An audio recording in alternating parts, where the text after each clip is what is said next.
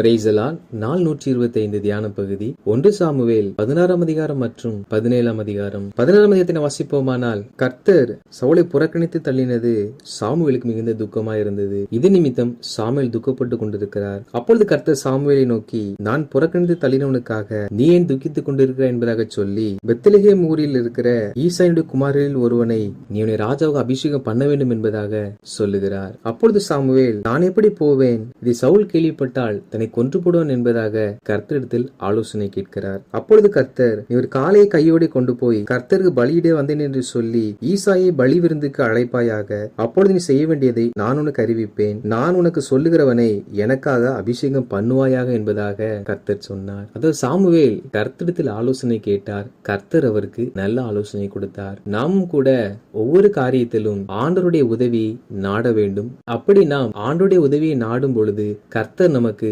நல்ல ஆலோசனை கொடுத்து வழிநடத்துவார். கர்த்தர் சொன்னபடியே சாமுவேல் பெத்லெகேமுக்கு போனார். அப்பொழுது இந்த ஊரின் மூப்பர்கள் தத்தளிப்போடே அவருக்கு எதிர்கொண்டு வந்து, இது வருகிறது சமாதானமா என்றார்கள். காரணம் என்னவென்றால், அக்காலத்தில் வாழ்ந்த தீர்க்கதரிசிகள் சாதாரணமாக எந்த ஒரு இடத்திற்கும் செல்ல மாட்டார்கள். கர்த்தர் பேசினால் மாத்திரம்தான் அவர்கள் செல்வார்கள். அப்படி அவர்கள் வந்தார்கள் என்றால் ஏதாகிலும் முக்கியமான ஒரு காரியங்களை ஜனங்களுக்கு அறிவிப்பார்கள். இங்கே சாமுவேல் வந்ததை பார்த்தவுடன் பெத்லெகேமில் இருந்த எல்லா மூப்பர்களும் வருகிற காரியம் சமாதானமா அல்லது ஏதாவது பிரச்சனை என்பதாக பயத்தோடு வந்து கேட்டார்கள். சாமுவேல், சமாதானம் தான், கர்த்தருக்கு பலியிட வந்தேன் என்பதாக சொல்லி, நீங்கள் உங்களை பரிசுத்தம் பண்ணி கொண்டு பலி விருந்துக்கு வாருங்கள்.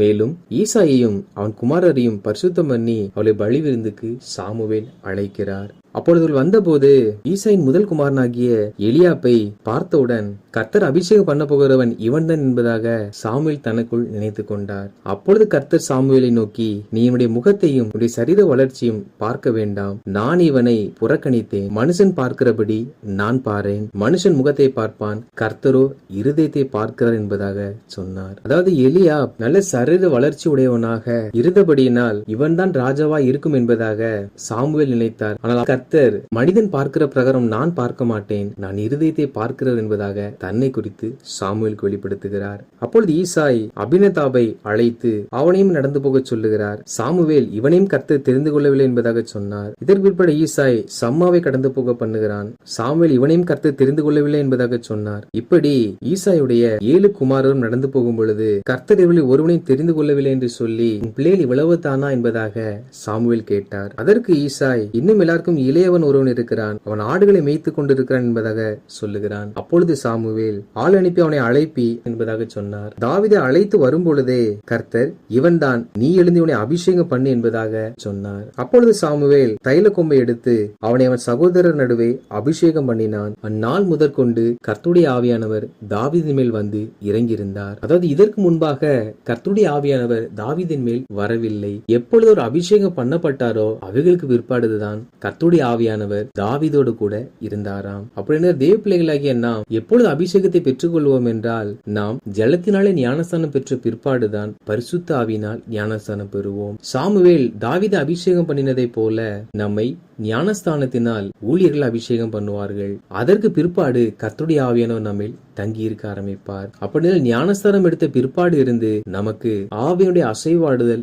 வழிநடத்தல்கள் மிக அதிகமாக இருக்கும். பின்பு சாமுவேல் எழுந்து ராமாவுக்கு போய்விட்டார். கர்த்தருடைய ஆவி சவுலை விட்டு நீங்கினார். தாவீது அபிஷேகம் பண்ணப்பட்ட பொழுது ஆவியானவர் தாவீதின் மேல் இறங்கினார். அதே சமயத்தில் ஆவியானவர் சவுலை விட்டு நீங்கினார். காரணம், இந்த இஸ்ரவேல் ஜனங்களை ஆட்சி செய்யும்படிக்குதான் அபிஷேகம் கொடுக்கப்பட்டது. அந்த அபிஷேகத்துக்கு சவுல் அபாத்திரவானா இருந்தபடியினால் ஆவியானவர் விலகி தாவீதை தெரிந்து கொண்டபடியினால் தாவீதின் மேல் வந்து இறங்கினார். அப்பொழுது ஒரு பொல்லாத ஆவி சவுலை கலங்க பண்ணி கொண்டிருந்ததாம். அப்பொழுது சவுலின் வேலைக்காரர் சுரமண்டலம் வாசிக்கிற யாராவது ஒருவரை அழைத்து வர வேண்டும் என்பதாக சொல்ல, சவுலின் வேலைக்காரரில் ஒருவன், தாவீது நன்றாய் சுரமண்டலம் வாசிப்பான் என்பதாக சொல்லி தாவீதை குறித்து அறிமுகம் செய்கிறார்கள். அப்பொழுது ஈசாய்க்கு ஆள் அனுப்பி தாவீதை அழைக்க தாவீது சவுலோடு கூட இருந்தான். சவுலும் தாவீதை அதிகமாய் நேசித்து தாவீதை தன்னுடைய ஆயுதத்தை சுமக்கிற ஆயுததாரியாக தன்னோடு கூட வைத்துக் கொண்டான். எப்பொழுதெல்லாம் இந்த பொல்லாத ஆவி சவுலை கலங்க பண்ணுகிறதோ அப்பொழுதெல்லாம் தாவீது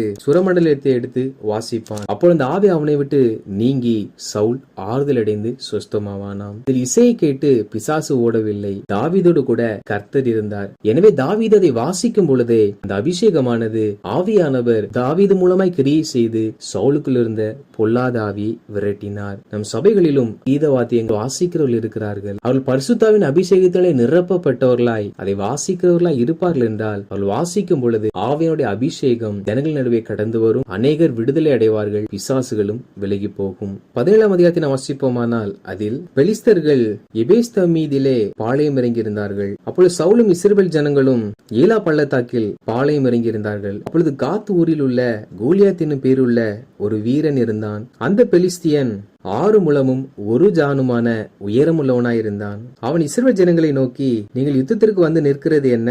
உங்களில் ஒருவனை தெரிந்து கொள்ளுங்கள், அவன் என்னிடத்தில் வந்து யுத்தம் பண்ணட்டும். அவன் என்னை கொன்றால் நாங்கள் அனைவரும் உங்களை சேவிப்போம். நான் அவனை ஜெயித்தால் நீங்கள் எல்லாரும் என்னை சேவிக்க வேண்டும் என்பதாக அறிவித்தான். அவன் ராட்சதனா இருந்தபடியினால் சவுலும் இஸ்ரவேல் ஜனங்கள் அனைவரும் மிகவும் பயப்பட்டார்கள்.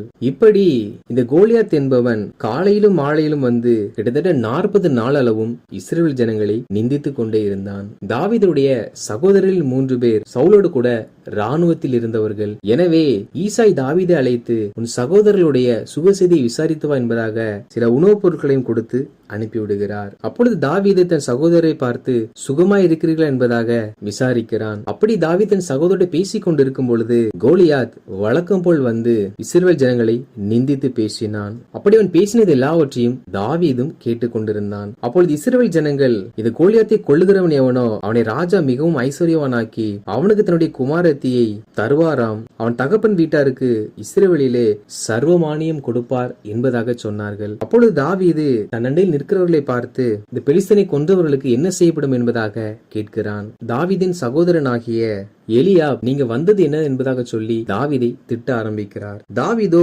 நான் வந்ததற்கு முகாந்திரம் இல்லை என்பதாக சொல்லி மறுபடியும் வேறொரு இடத்தில் அதே கேள்வி கேட்க ஆரம்பிக்கிறார். அப்பொழுது ஜனங்களும் முன்போல இன்னின்ன பிரகாரம் செய்யப்படும் என்பதாக சொன்னார்கள்.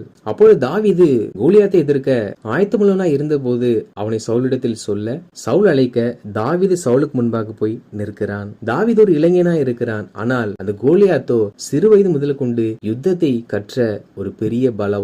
எனவே சவுல் நீ அவனை மேற்கொள்ள முடியாது என்பதாக சொன்னார். தாவீதோ ஒருமுறை சிங்கத்தையும் கரடியையும் அடித்து கொண்டிருக்கிறார். அதே போல்தான் இவனும் இருப்பான். நான் யுத்தம் செய்த போது கர்த்தர் இந்த கரடியும் சிங்கமும் என்னை சேதப்படுத்தாதபடி பாதுகாத்தார். அதே போல இந்த பெலிஸ்தர்களுக்கு எந்த சேதமும் வராதபடி கர்த்தரும் என்னை பாதுகாப்பார் என்று சொல்லி தாவீது தன் பலத்தை நம்பாமல் கர்த்தர் தன்னை காப்பார் என்று கர்த்தர் மேல் நம்பிக்கையுள்ளவனாயிருந்தார். இந்த வார்த்தை கேட்ட பொழுது சவுல் போ கர்த்தர் உன்னோடு கூட இருக்கிறார் என்பதாக சொல்லி தாவீதுக்கு தன் வஸ்திரங்களையும் வெண்கல சீராவையும் கவசத்தையும் தரிப்பிக்கிறார். தாவீதோ நான் இவைகளை போட்டு எனக்கு அபியாசம் இல்லை என்று சொல்லி அவை எல்லாவற்றையும் கலத்தி வைத்துவிட்டு தன் தடியை கையிலே பிடித்துக் கொண்டு 5 கூழாங்கற்களை தெரிந்து கொண்டு தன் கவனத்தின் கையிலே பிடித்துக் கொண்டு பெலிஸ்தன் அண்டையிலே எதிர்த்து போகிறான். பெலிஸ்தனோ தாவீதை பார்த்து தாவீது இளைஞனா இருக்கிறபடியினால் அவனை அசட்டை பண்ணுகிறான். மேலும் தாவீது தன் கையில் தடி வைத்திருந்தபடியினால் இத்தடிகளோடு என்னிடத்தில் வருகிறதற்கு நான் நாயா என்பதாக சொல்லி தாவீதை சபிக்க ஆரம்பித்தான். தாவீதோ நீ பட்டயத்தோடும் மீட்டியோடும் கேடயத்தோடும்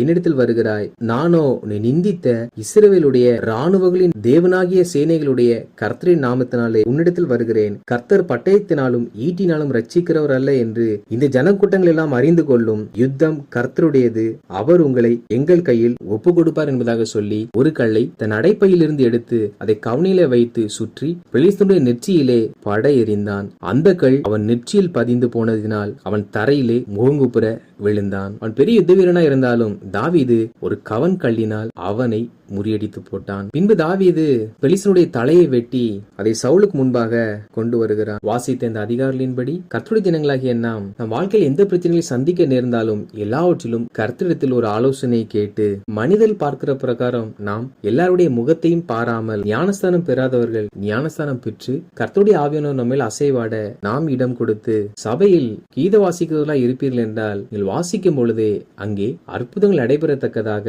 இன்னும் அபிஷேகத்துக்குள் நிறைந்து இருந்து கோலியாத் போல நமக்கு எதிராக இருக்கிற பிரச்சனையை கண்டு நாம் பயப்படாமல் நம்மோடு இருக்கிற தேவன் பெரியவர் என்பதை அறிந்து உன் ஆண்டவரை கர்த்தர் உன்னுடைய வாழ்க்கையில் எந்தெந்த காரியத்தில் ஜெயத்தை கொடுத்தாரோ எல்லாவற்றையும் நினைவு கொண்டு நாம் சந்திக்கிற ஒவ்வொரு பிரச்சனைகளிலும் இதிலும் கர்த்தர் நம்மை ஜெயிக்க வைப்பார் என்று கர்த்தரை விசுவாசித்து எதிராக வருகிற பிரச்சனைகளை நாம் துணிந்து சந்திப்போம். யுத்தம் கர்த்தருடையது. கர்த்தர் அனைவரையும் நம்முடைய கருத்தில் ஒப்பு கொடுப்பார். கர்த்தர் தாமே அப்படி நாம் சந்திக்கிற எல்லா பிரச்சனைகளிலும் ஜெயம் கொள்ள நமக்கு நல்ல ஆலோசனை கொடுத்து வழிநடத்துவாராக. ஆமேன்.